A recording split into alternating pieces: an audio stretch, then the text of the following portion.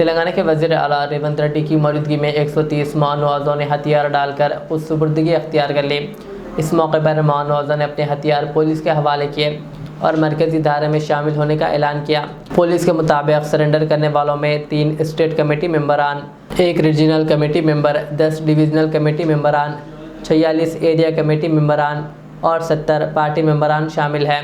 Surrender करने वाले माओवादियों ने 124 आतिशी असला भी पुलिस के हवाले किए, जिनमें राफेल, AK-47 और दीगर हथियार शामिल हैं।